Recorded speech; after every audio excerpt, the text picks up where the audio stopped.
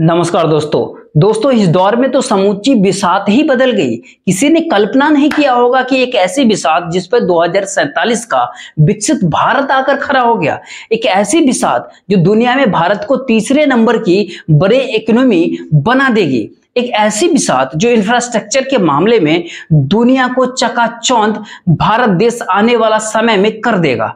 एक ऐसी बिसात जहां पर दुनिया के भीतर जितनी भी बड़ी संख्या में भूखमरी क्यों भी ना हो, उससे कहीं अधिक संख्या में भारत में मुफ्त अनाज भी बांटा जाएगा और लाभार्थियों की संख्या भी करोड़ों में होगी।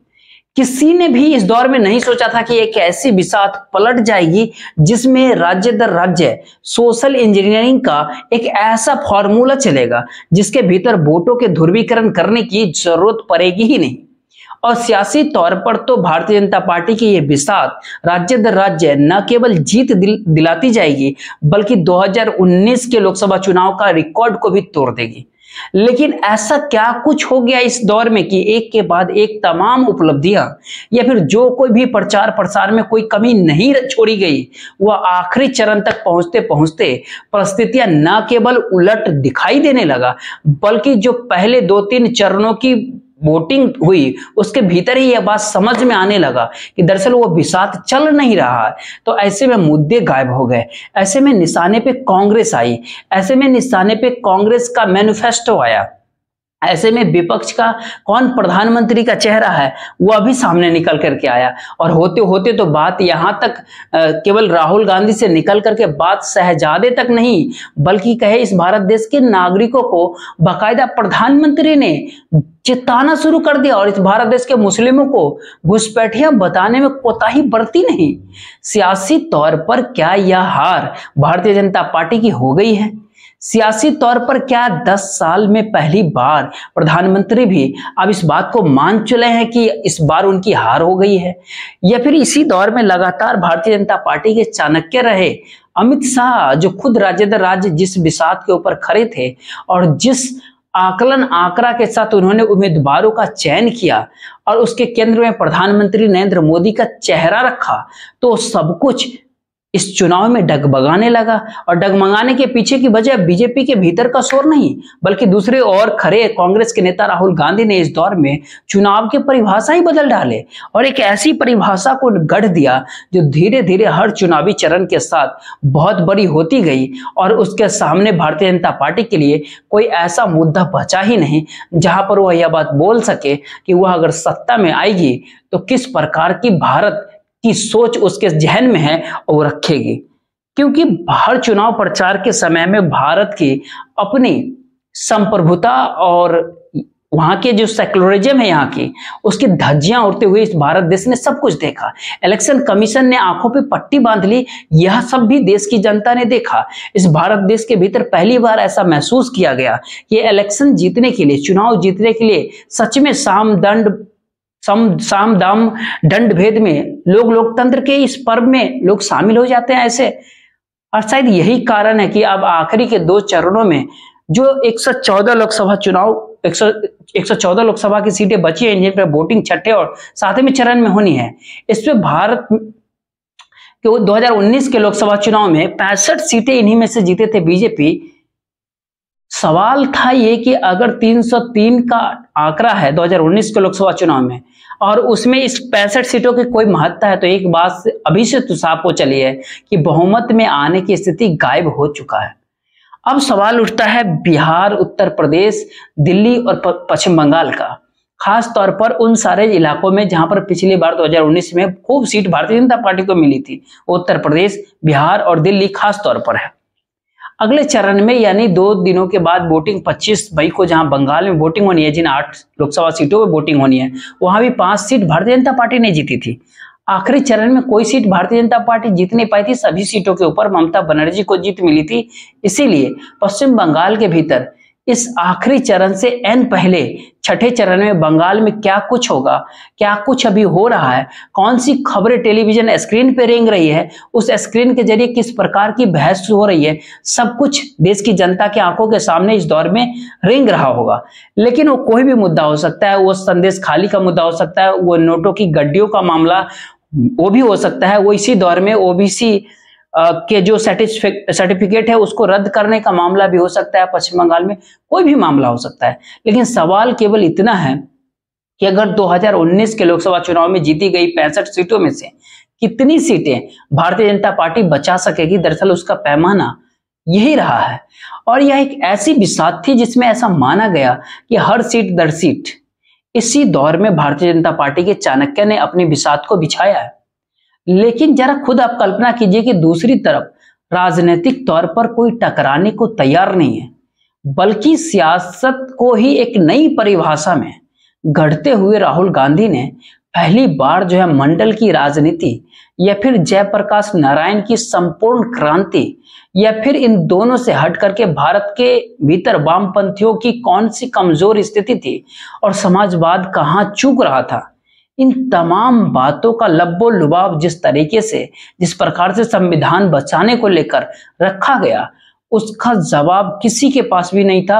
और भारतीय समाज के भीतर लगातार इन सारी बातों को लेकर के खलबली मची रही कि आखिर में सच में इस देश में SC ST और OBC और माइनॉरिटीज ये 90% है और ये मेन स्ट्रीम मीडिया में कोई फैसला लेते नहीं है, तब जाकर क्या होगा। इस सारे सवाल का जवाब सामान्य तौर पे मंडल की राजनीति में खोजा जाता है, लेकिन पहली बार राहुल गांधी ने जब खुले तौर पर इस बात का ऐलान करना शुरू किया कि आखिर जिस 90% का वो जिक्र करते हैं उनके लिए इस भारत देश में कानून ही अलग है, इसका जवाब कौन देगा। इस भारत देश के भीतर में तमाम संस्थानों में schedule caste, schedule tribes, minorities या OBC का बड़ा तबका गायब है, इसका जवाब कौन देगा। उनके बारे में जो फैसले लिए जाते हैं उन फैसलों के मद्देनजर वह तबका कैसे फैसला ले सकता है जो जानता ही नहीं है कि उस तबके के भीतर की सामाजिक आर्थिक परिस्थितियां कैसी है। जाहिर सी बात है कोई भी इस दौर में कहेगा ये चुनावी भाषण हो नहीं सकता ऐसा, लेकिन देश में पहली बार बिसात इसलिए डगमगा गई 2024 के लोकसभा चुनाव में क्योंकि जनता, देश की जनता अपने मुद्दे के आसरे खड़ी हुई है। जनता को उस राजनीतिक समझ को स्वीकार करने में दिक्कत हुई नहीं क्योंकि वो जिस राजनीतिक जमीन पे खड़ी है उसमें वो हर 5 साल के बाद एक नेता तो चुन लेगी, लेकिन अपने अनुकूल परिस्थितियां कभी भी बना नहीं पाएगी। और इसको बाखूबी दौर से पहली बार कल जब चंडीगढ़ के भीतर संविधान सम्मेलन राहुल गांधी कर रहे थे तो उन्होंने समाज के उसी तबके को शायद यह पाठ पढ़ाने की कोशिश की। आप खरा कहां है, जरा इसको देख लीजिए। नेशनल मीडिया उसको भूल गए। नेशनल मीडिया सोरेन जी के बारे में बात ही नहीं करती, जैसे वो थे ही नहीं, है ही नहीं।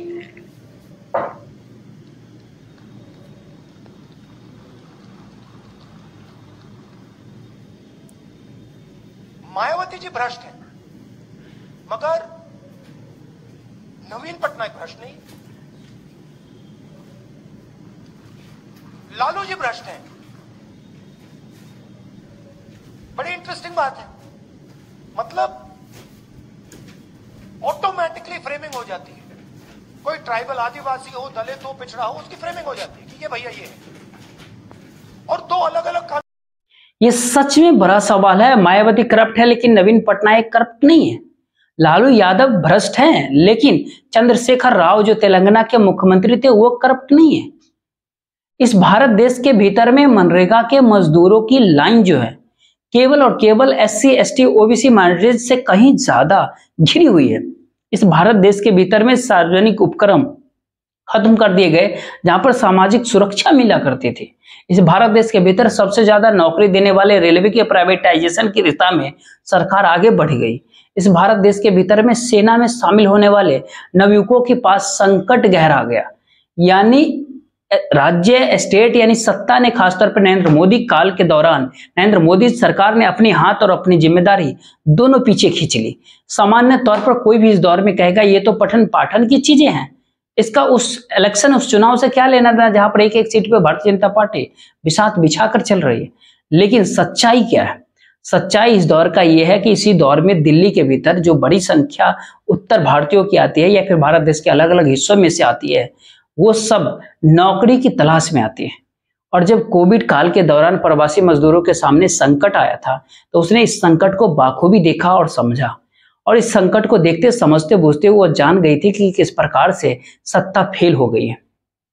और इन्हीं परिस्थितियों को जरा सा आगे अगर आप बढ़ा देंगे और उत्तर प्रदेश, बिहार, पश्चिम बंगाल की जमीन पर जब आप पहुंचेंगे तो वहां पर यही बड़ा संकट है कि जिस तबके से आरक्षण की खोज हो रही है उस तबके के सामने नौकरी का संकट है और नौकरी दे पाने की स्थिति में मौजूदा बीजेपी सरकार सत्ता है ही नहीं। तो एक अपनी भागीदारी और अपने से जुड़े हुए सवालों का जवाब उन्हें कहां मिलेगा।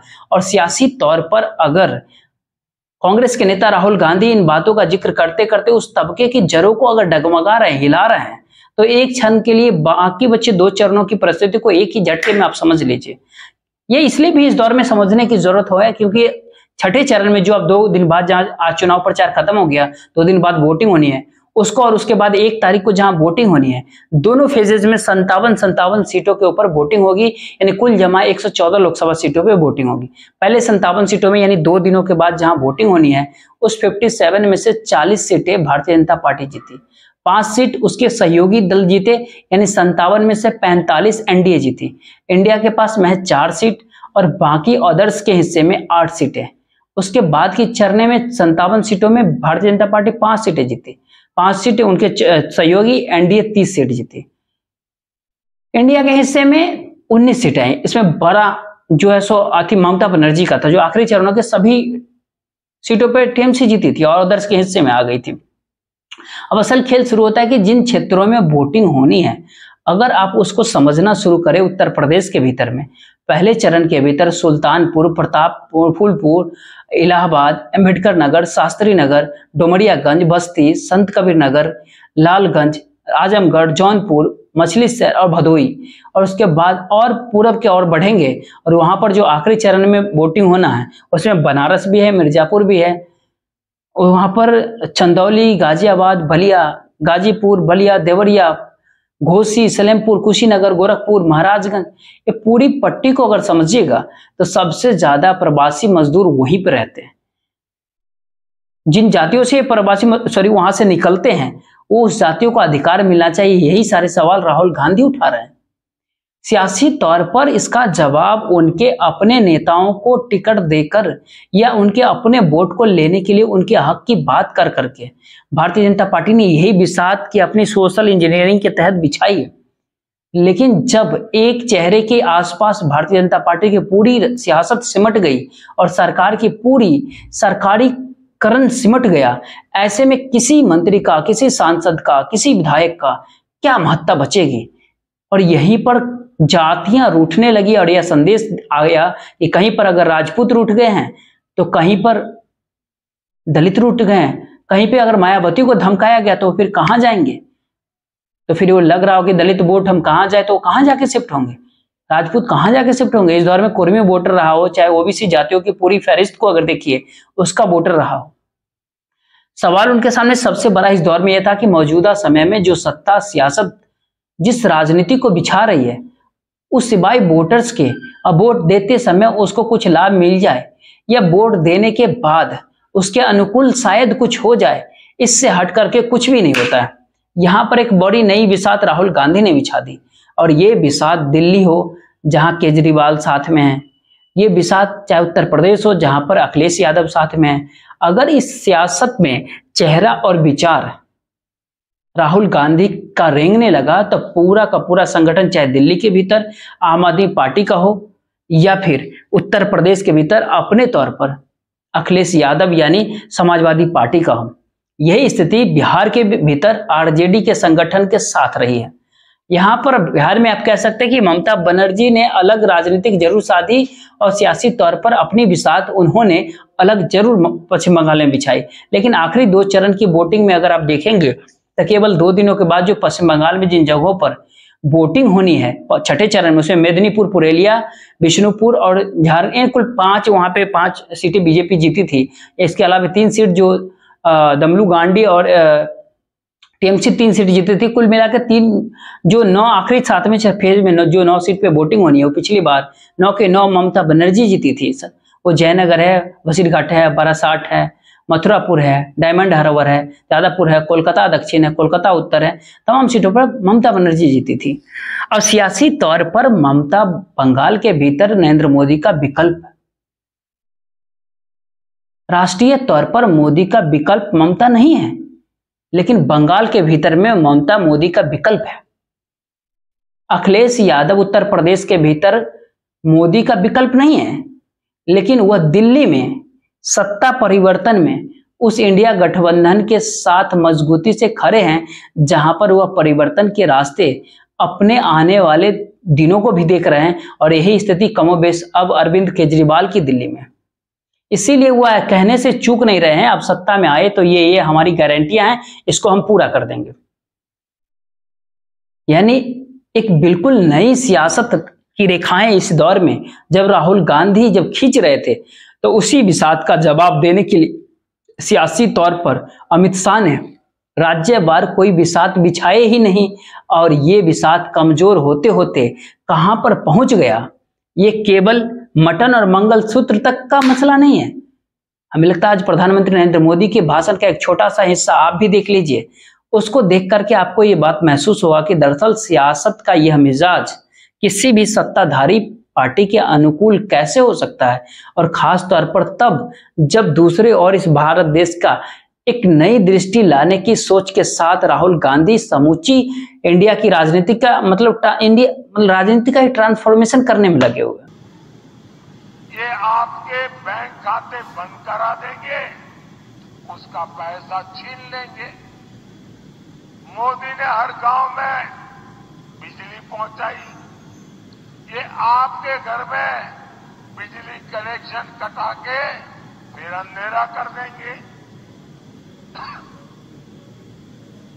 मोदी घर घर पानी पहुंचा रहा है।